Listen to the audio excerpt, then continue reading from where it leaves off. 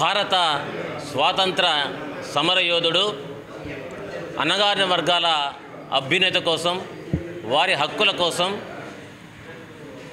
నిరంతర పోరాటం కొనసాగించిన బాబు జగ్జీవన్ రామ్ జయంతి సందర్భంగా ఆయన పవిత్ర ఆత్మకు శాంతి కలగాలని కోరుతూ బాబు జగ్జీవన్ రామ్ గారికి భారతరత్న బిరుదు ఇచ్చి ఆయన గౌరవించాలని చెప్పి ఆయన జన్మదినం సందర్భంగా డిమాండ్ చేస్తూ ఉన్నాం.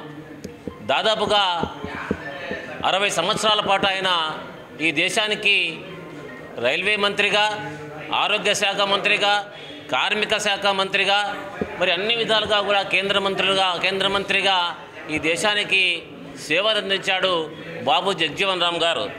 మరి భారతదేశ ఉప ప్రధానిగా కూడా, డిప్యూటీ ప్రైమ్ మినిస్టర్గా కూడా ఆయన సేవలు అందించారు ఈ దేశానికి. మరి హక్కుల కోసం బిచ్చమెత్తకండి, వాటిని పోరాటం ద్వారా సాధించుకోండి అని చెప్పి నినాదం వచ్చినటువంటి ధీశాలి బాబు జగ్జీవన్ రామ్ అని తెలియజేస్తూ, మరి గౌరవ ముఖ్యమంత్రి వర్యులు జగన్మోహన్ రెడ్డి గారు ముఖ్యమంత్రి అయిన తరువాత బాబు జగ్జీవన్ రామ్ గారి ఆశయాలైతేనేమి, అంబేద్కర్ గారి ఆశయాలైతేనేమి, పూలే గారి ఆశయాలైతేనేమి అన్నీ కూడా కేవలం మాటలకే పరిమితం కాకుండా ఆచరణలో చేసి చూపిస్తూ దళితులు ఆత్మగౌరవంగా తల ఎత్తి జీవించే విధంగా వారిని ఈరోజు అన్ని విధాలుగా కూడా రాజకీయంగా, ఆర్థికంగా, సామాజికంగా ముందుకు తీసుకుపోతూ ఉన్నారు గౌరవ ముఖ్యమంత్రి వర్యులు. కావున రాబోయే ఎన్నికలలో ఎస్సీ, ఎస్టీ, బీసీ, మైనార్టీలు, అగ్రవర్ణాల పేదలు అంతా కూడా గౌరవ ముఖ్యమంత్రి వర్యులు జగన్మోహన్ రెడ్డి గారిని ఆశీర్వదించాలని చెప్పేసి కోరుతా ఉన్నాం.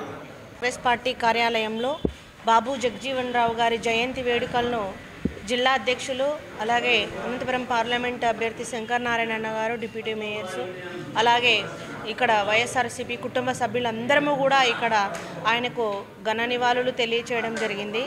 భారత స్వాతంత్రోద్యమంలో ఎంతో కృషి చేస్తూ ఎంతగానో పోరాట పటిమను చూపించినటువంటి నాయకుడు బాబు జగ్జీవన్ రామ్ గారు.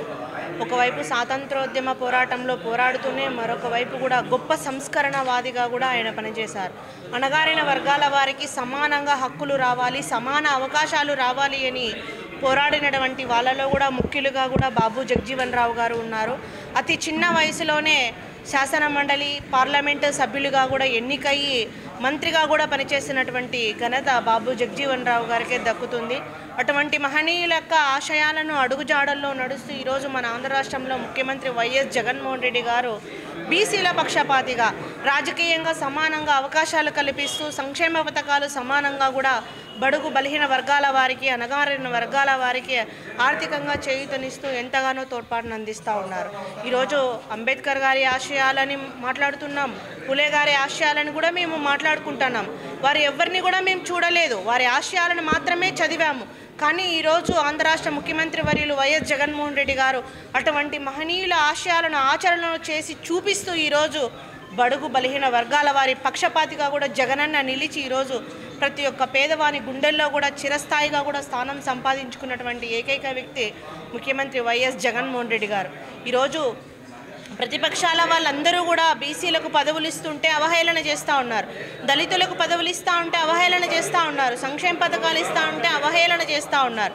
అంటే ఏ విధమైనటువంటి ధోరణిలో ప్రతిపక్షాల వాళ్ళు ఉన్నారని ప్రజలందరూ కూడా ఆలోచన చేసి రానున్న ఎలక్షన్స్లో కూడా జగనన్నకు మరొకసారి కూడా మద్దతుగా నిలిచి మరొకసారి కూడా ముఖ్యమంత్రి చేసుకోవడానికి మీరందరూ సంపూర్ణ మద్దతు తెలపాలని కూడా ఈ సందర్భంగా తెలియజేస్తూ బాబు జగ్జీవన్ రామ్ గారికి మరొకసారి కూడా మేము జయంతి సందర్భంగా కూడా మేము నివాళులు అర్పించడం జరుగుతాము.